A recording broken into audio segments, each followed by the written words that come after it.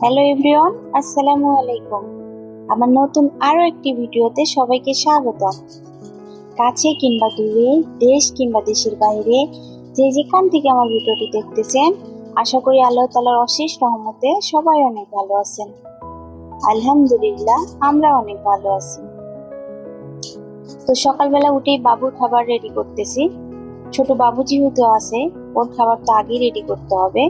তো এদিকে বাবুর খাবার জিরা সিড দিয়ে মধু দিয়ে আমরা খাবো, আর চা বিস্কিট, এটাই সকালের নাস্তা। তো সকালের নাস্তা কমপ্লিট করে আরো যেসব কাজ ছিল সেগুলো সেরে আবার ভিডিও করতেছি। ছোট বাবু যেহেতু আছে, সব ক্যামেরা বন্দি করতে পারি না, যেটুকু পারি সেটুকুই আপনারা দেখতে থাকেন। তো বাবুর জন্য সবজি রান্না করতেছি, মসুরের ডাল, গাজর, আলু আর পুঁইশাক পাতা দিয়ে। বাবুর এই সবজিটা অনেক পছন্দ, এই কারণে ওকে মাঝে মাঝে দিই। এদিকে ভাত বসিয়ে দিয়েছি আর আমাদের রান্না করে নিয়েছি। যাই হোক, এখন আসি আমি কেন এতদিন ভিডিও দেইনি। সেটা হচ্ছে যে পিচ্চিটাকে দেখতে পাচ্ছেন না, ওই পিচ্চিটা যখন আমার পেটে ছিল তখন আমি অনেক অসুস্থ হয়ে গেছিলাম। তো এই কারণে আর ভিডিও করতে পারিনি।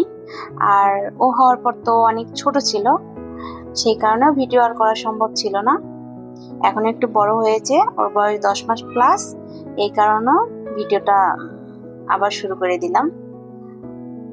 এটা হচ্ছে আমার ছেলে, ওর নাম মুজাহিদ আহনাফ জিহান। দেখেন কি করতেছে ও, সবাই মাশাআল্লাহ বলে দিবেন। ওর আব্বু অফিসে গেলে প্রতিদিন এটা করে, ঘুমাই গেলে তো গেল, আর নয়তো ওর আব্বু গেলে প্রতিদিন কান্নাকাটি করে। কম বেশি সবার বাবুরা এরকম করে। বাবুকে দেখে সবাই মাশাআল্লাহ বলবেন, আর বাবুর জন্য বেশি বেশি করে দোয়া করবেন, যাতে সে যেন মানুষের মতো মানুষ হতে পারে।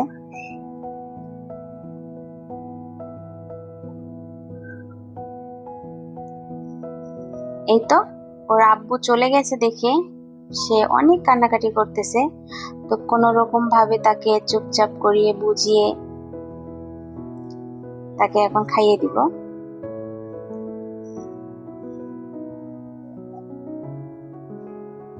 আশা রাখতেছি আজকের ভিডিওটি আপনাদের কাছে ভালো লাগবে, আর আগের মতোই আপনারা আমাকে ভালোবাসা দিবেন। এতদিনে আমি আপনাদেরকে অনেক বেশি মিস করেছি, আপনারা মিস করেছেন কিনা আমি জানি না। মিস করলে অবশ্যই কমেন্টের মাধ্যমে জানাবেন। তো এই তো বাবুকে খাইয়ে ঘুম পাড়িয়ে দিলাম, এখন আমার খাওয়ার পালা। তো আজকে আমি রান্না করেছি চাম ঘাস, আমাদের দিনাজপুরের ভাষায় এটাকে চাম ঘাস বলে। তো অনেকেই দেখে অনেকের ভিডিওতে বলে খারকোল, খারকোল বাটা করেছি। তো আমি খারকোল পাতায় বাটি নেই, আমার যে খারকোল ডাটা আছে সেই ডাটাটা দিয়ে মুরগির মাংস দিয়ে রান্না করেছি।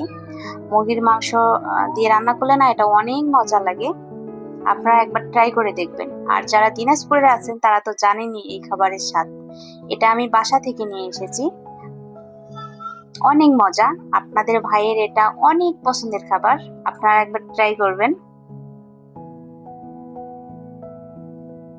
তো যাই হোক, বাবুকে নিয়ে দিনটা টুকটাক ভালোই কেটেছে, আর ও ঘুমিয়ে আছে। ভাবলাম আমি একটু মেহেদি দিই, অনেক দিন দেই না।